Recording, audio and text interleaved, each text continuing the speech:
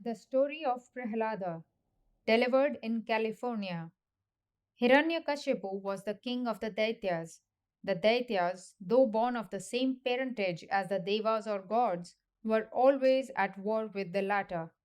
The Daityas had no part in the oblations and offerings of mankind, or in the government of the world and its guidance. But sometimes they waxed strong and drove all the Devas from the heaven, and seized the throne of the gods and ruled for a time. Then the Devas prayed to Vishnu, the omnipresent Lord of the universe, and he helped them out of their difficulty.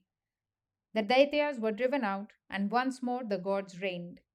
Hiranyakashipu, king of the Daityas, in his turn succeeded in conquering his cousins, the Devas, and seated himself on the throne of the heavens and ruled the three worlds: the middle world, inhabited by men and animals, the heavens, inhabited by gods and godlike beings, and the nether world, inhabited by the Daityas.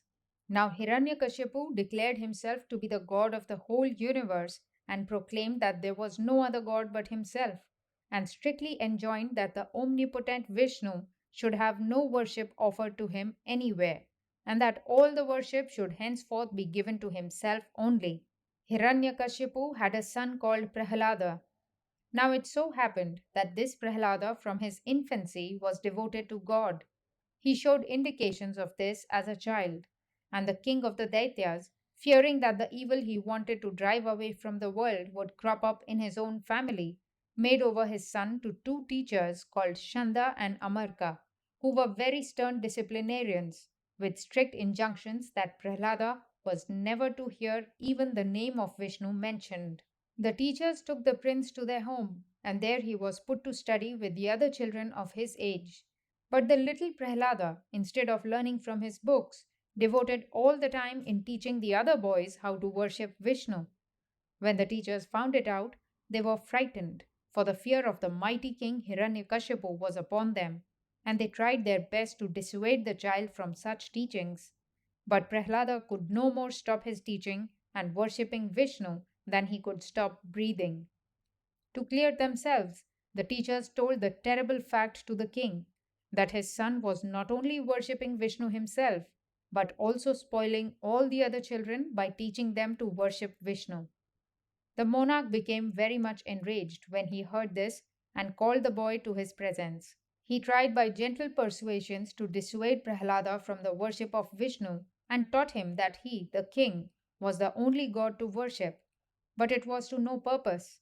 The child declared again and again that the omnipresent Vishnu, Lord of the universe, was the only being to be worshipped. For even he, the king, held his throne only so long as it pleased Vishnu. The rage of the king knew no bounds, and he ordered the boy to be immediately killed. So the Daityas struck him with pointed weapons, but Prahlad's mind was so intent upon Vishnu that he felt no pain from them. When his father, the king, saw that it was so, he became frightened, but roused to the worst passions of a Daitya, contrived various diabolical means to kill the boy. He ordered him to be trampled underfoot by an elephant. The enraged elephant could not crush the body any more than he could have crushed a block of iron.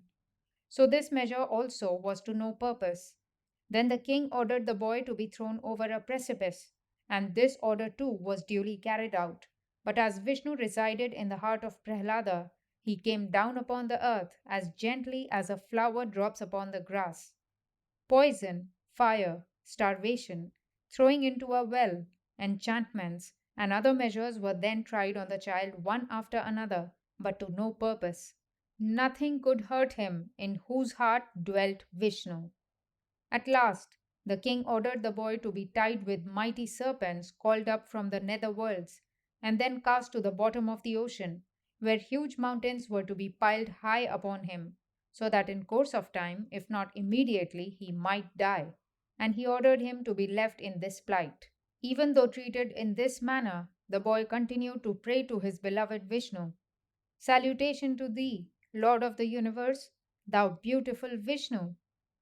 Thus thinking and meditating on Vishnu, he began to feel that Vishnu was near him, nay, that he was in his own soul, until he began to feel that he was Vishnu, and that he was everything and everywhere.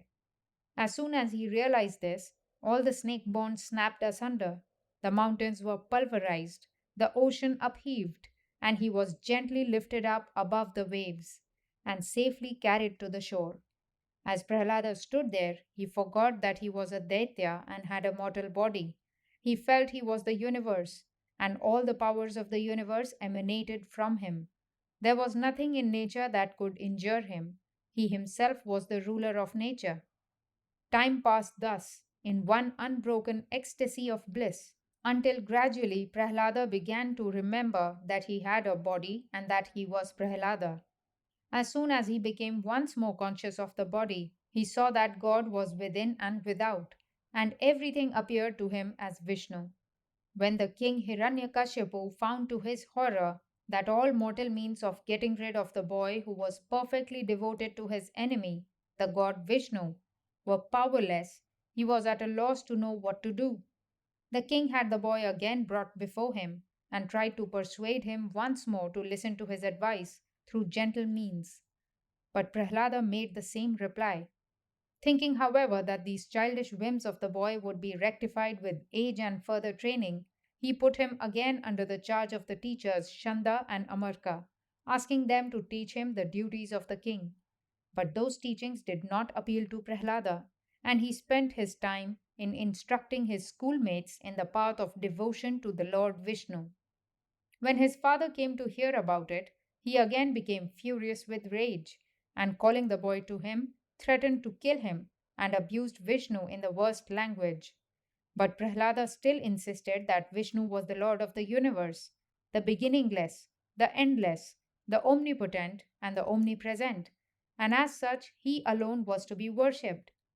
The king roared with anger and said, "Thou evil one, if thy Vishnu is God omnipresent, why doth he not reside in that pillar yonder?" Prahlada humbly submitted that he did do so. "If so," cried the king, "let him defend thee. I will kill thee with this sword." Thus saying, the king rushed at him with sword in hand and dealt a terrible blow at the pillar. Instantly, thundering voice was heard, and lo and behold, there issued forth from the pillar Vishnu in his awful Narsimha form, half lion, half man. Panic stricken, the Daityas ran away in all directions, but Hiranyakashipu fought with him long and desperately, till he was finally overpowered and killed.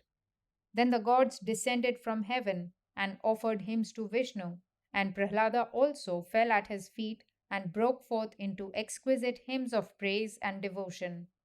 And he heard the voice of God saying, "Ask, Prahlada, ask for anything thou desires.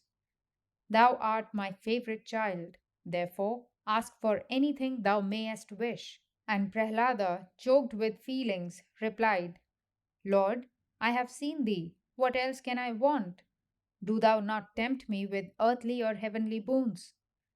Again the voice said, "Yet ask something, my son." And then Prahlada replied, "That intense love, O Lord, which the ignorant bear to worldly things, may I have the same love for thee. May I have the same intensity of love for thee, but only for love's sake."